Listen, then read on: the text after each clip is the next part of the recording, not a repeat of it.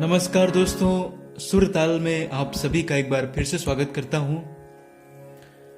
सुर ताल में ये मेरा 43rd लेसन आज पब्लिश होने जा रहा है। अभी तक मेरे 42 लेसन पब्लिश हो चुके हैं, जिनमें मैंने आपको अलंकार, थाट और कॉर्ड और उन पे सॉन्ग्स की प्रैक्टिस कैसे करनी है मैंने बताया है।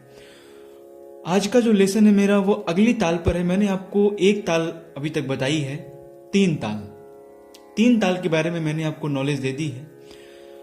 मैं चाहता हूं कि इन्हीं हारमोनियम लेसन्स के दौरान आप सभी तालों को सीख जाएं और सारे स्वर ज्ञान के दौरान आप ताल ज्ञान भी आपका हो जाए, जिससे मैं आगे जब मैं आपको क्लासिकल म्यूजिक सिखाऊं तो आपको ताल में परेशानी ना आए, दिक्कत ना आए। शास्त्रीय संगीत में तीन ताल के अलावा जो दूसरे नंबर पर जो सबसे ज्यादा जो ताल प्रयोग में आता है वो है झप ताल। तो आज मैं आपको झप ताल के बारे में 10 मात्रा का ये ताल है उसके बारे में आज मैं जानकारी दूंगा। और जो लोग इस वीडियो पर नए हैं उनसे मैं रिक्वेस्ट करूंगा कि हमारे सारे वीडियोस को देखें और सारे लेसन्स को स्टेप बाय स्टेप देखें। हारमोनियम सीखने के लिए, भारतीय शास्त्रीय संगीत कि बेसिक नॉलेज के लिए लेसन बहुत ही अच्छे हैं। हमसे जुड़ें और हमारे चैनल को सब्सक्राइब करें और मेरे व्हाट्सएप नंबर से भी आप मुझसे कांटेक्ट कर सकते हैं और मुझसे जुड़ सकते हैं। तो चलिए मैं झप ताल के बारे में एक जनरल सी इंट्रोडक्शन, क्या है झप ताल, मैंने उसकी जो नोट्स बनाई हुई है मैं आपको बताता हूँ और आप सभी से कहूँगा कि इसकी जो आप इसे नोट कर लें अपनी डायरी में जो आपने बनाया हुआ है। झप ताल दूसरे नंबर में प्रयोग होने वाला बहुत ही इंपॉर्टेंट ये ताल है। 10 मात्राओं का ताल है ये झप ताल। इसमें विभाग 4 हैं। पहले विभाग में 2 मात्राएं, दूसरे विभाग में 3 मात्राएं, तीसरे विभाग में 2 मात्राएं और फिर से चौथे विभाग में 3 मात्राएं। इस प्रकार से 2-3-2-3 के क्रम में कुल 10 मात्राएं झप ताल में है। खाली ताली का क्या कॉम्बिनेशन है? पहली मात्रा पर ताली, तीसरी मात्रा पर ताली और 8वीं मात्रा पर ताली और छठी मात्रा पर इसके खाली है।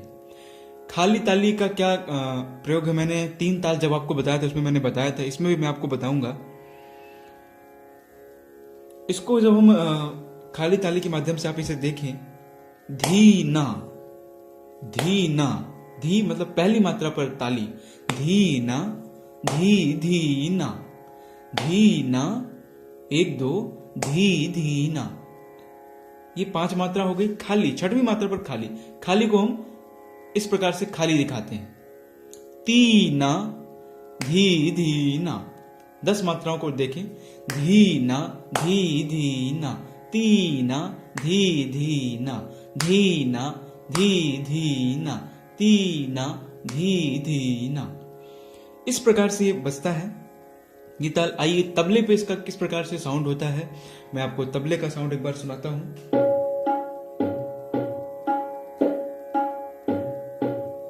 धी ना, धी धी ना, ती ना, धी धी ना, धी ना, धी धी ना, ती ना, धी धी ना, धी ना, धी धी ना, ती ना, धी धी ना। तो इस प्रकार से ये तबला मैंने आपको सुना दिया। मैंने हिंदी और अंग्रेजी, इंग्लिश दोनों भाषाओं में इसको लिखा हुआ है, आप इसे नोट करें। और आपके पास जो भी आप प्रयोग करते हैं, अगर आपके पास तबला है, तबले डिजिटल तबला है तो उससे आप इसका प्रैक्टिस करें, या आप मोबाइल के एप्लीकेशन द्वारा इसकी प्रैक्टिस कर रहे हैं तो इसकी प्रैक्टिस अच्छे से करें। और इनमें अलंकारों को किस प्रकार से बजाना है उसके भी कुछ एग्जाम्पल मैं आपको यहां देता हूं।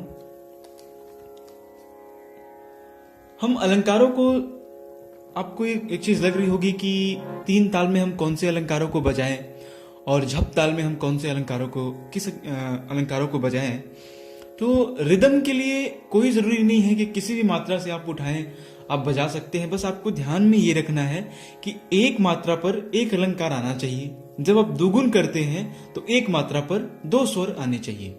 एक मात्रा पर एक स्वर, जब दुगुन करते हैं तो एक मात्रा पर 2 स्वर आने चाहिए।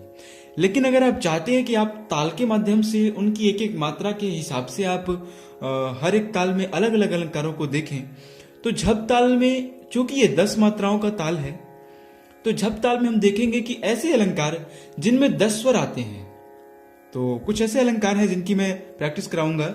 जैसे देखें, धी धी ना, ती ना, धी धी ना, सा मा रे पा गा दा मा नी पा सा सा पा नी मा गा गा पा रे मा सा सा मा रे पा गा दा मा नी पा सा सा मा।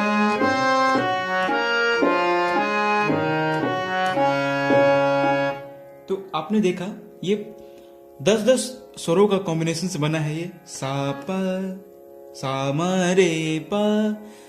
तो इसे आप पहली मात्रा से स्टार्ट करें और देखें कि ये 10वीं मात्रा पर आकर ये 10वीं मात्रा पर इसका आरोह कंप्लीट होगा और अगली 10वीं मात्रा पर इसका अवरोह कंप्लीट होगा। अब इसका दुगुन करके देखते हैं। जब हम इसमें दुगुन करेंगे तो एक मात्रा पर 2-2 स्वरों को लेंगे तो 10 मात्रा में हमारा आरोह अवरोह दोनों पूर्ण हो जाएगा।